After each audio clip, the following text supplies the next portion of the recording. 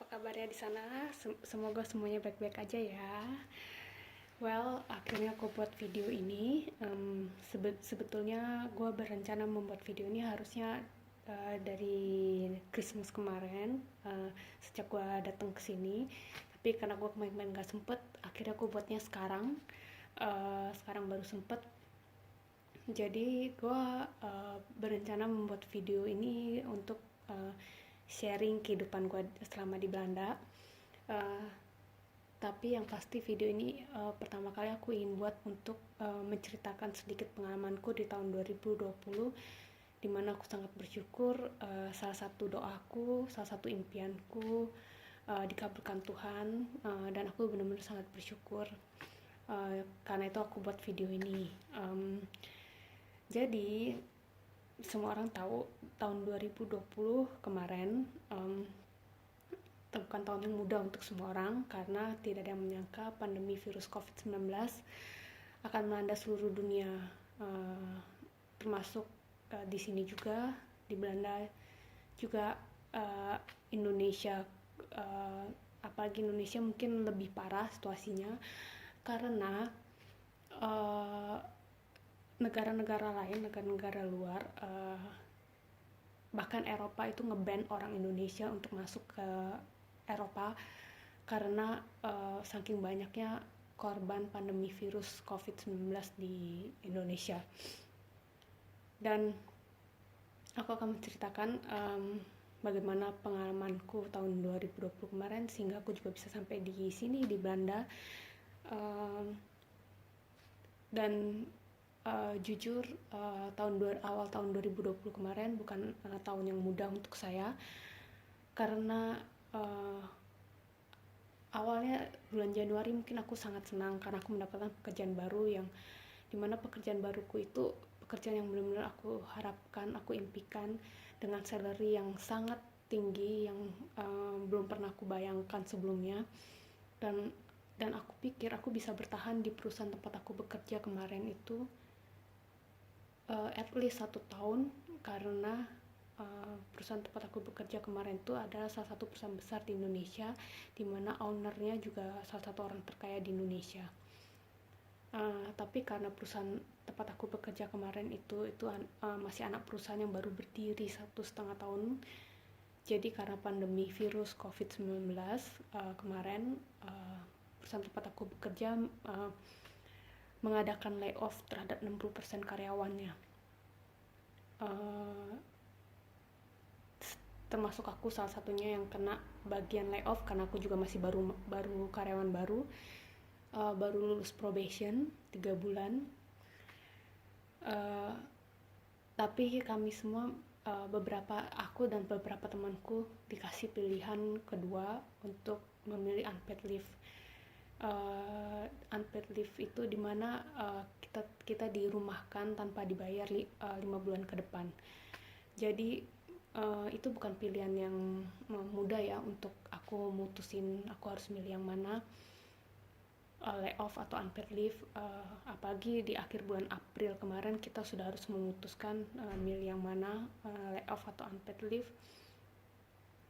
Tapi aku berdoa pada saat itu, aku minta petunjuk Tuhan mana yang harus aku ambil, dan Tuhan memberikan aku petunjuk melalui vision, melalui mimpi di mana aku sedang berada di sebuah kapal bersama dengan seorang nakoda, seorang pria yang merupakan nakoda kapal itu.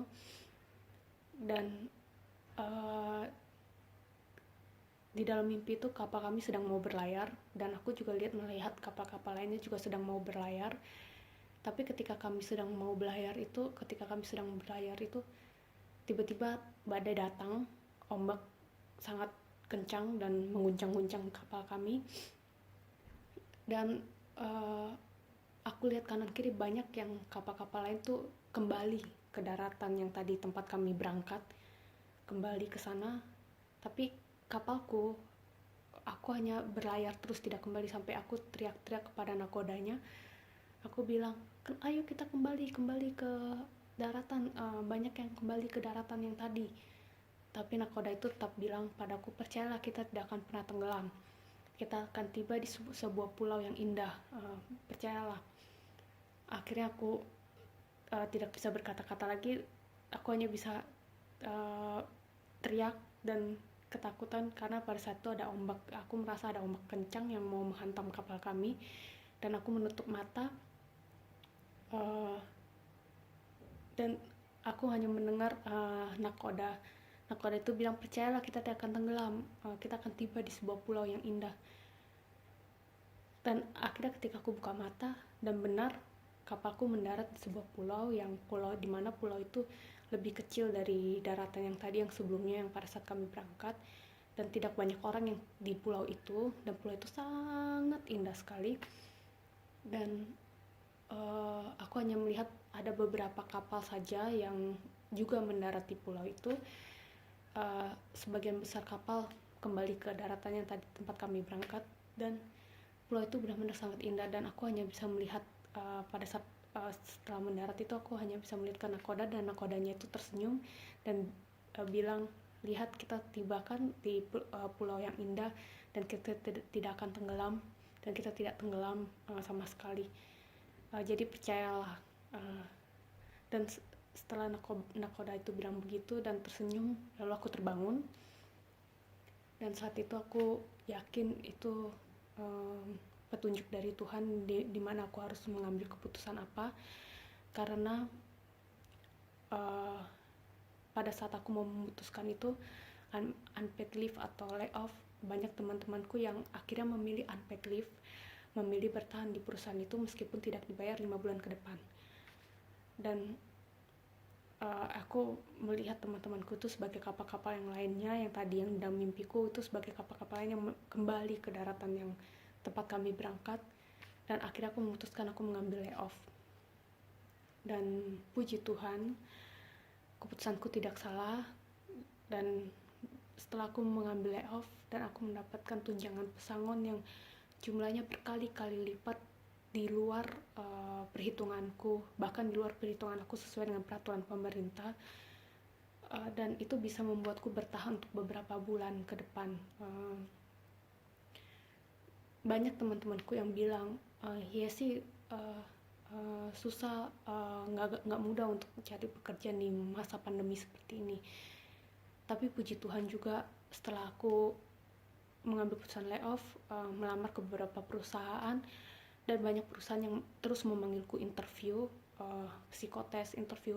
Ya memang meskipun aku belum menemukan pekerjaan yang cocok, karena perusahaan-perusahaan tersebut menawarkanku dengan salary yang kebanyakan jauh lebih kecil daripada salaryku yang sebelumnya, dan job desk yang mereka tawarkan ada yang juga beberapa tidak cocok dengan pekerjaanku sebelumnya.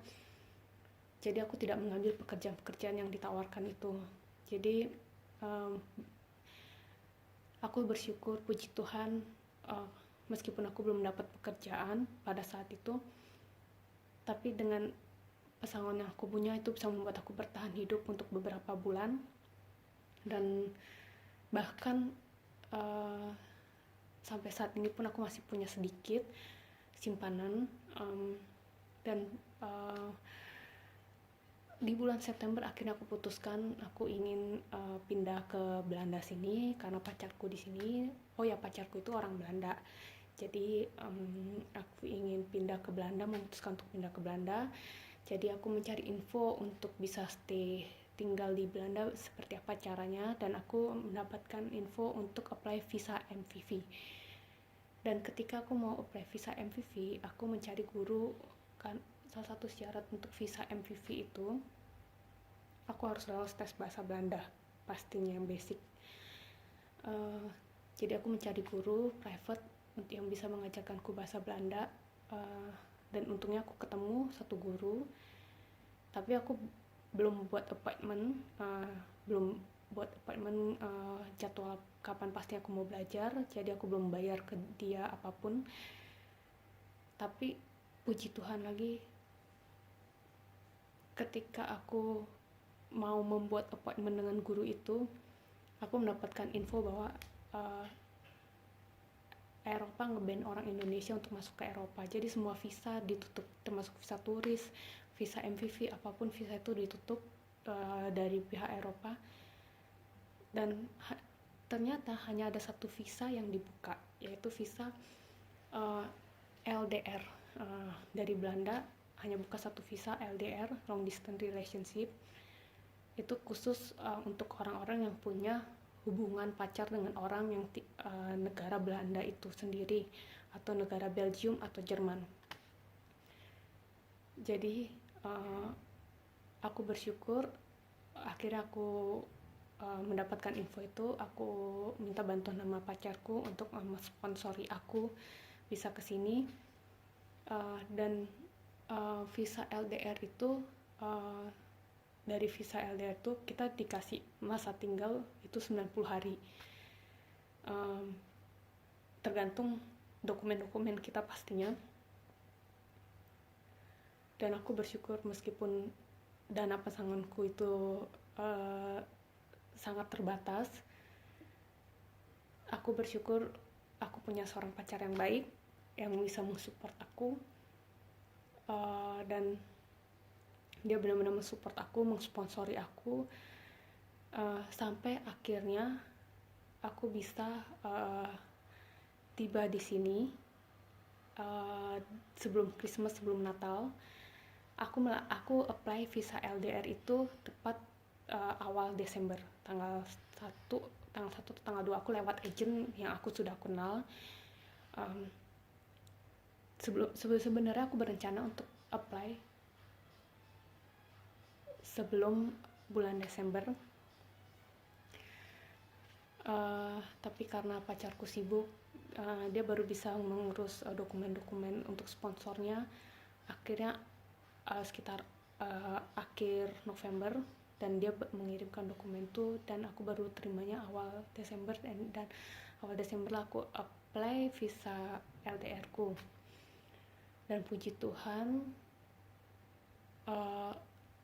proses visa 14 hari kerja, tapi ternyata dalam seminggu, dalam 8 hari aku sudah mendapatkan info tentang visaku, dan akhirnya visaku lolos, di granted 2 bulan. Puji Tuhan sekali, dan itu di luar bayanganku sama sekali. Dan aku mendapatkan visa LDR 2 bulan, dan aku bisa merayakan Christmas di sini di Belanda, dan New Year bersama pacarku. Ya, itu salah satu yang aku ingin sharing. Meskipun situasi kita sulit seperti apapun, kita tetap harus percaya, berdoa, dan berharap kepada Tuhan bahwa tidak ada sesuatu apapun yang mustahil bagi Tuhan untuk kita. Mungkin apa yang kita tidak pernah menyangka, apa yang kita tidak pernah duga, apa yang kita tidak pernah pikirkan, dan apa yang mustahil bagi kita, itu semua tidak ada yang mustahil bagi Tuhan. Tuhan turut bekerja dalam segala hal untuk mendatangkan kebaikan bagi kita yang percaya padanya. Dan aku bersyukur, aku benar-benar bersyukur aku punya Tuhan yang begitu baik dalam hidupku. Dan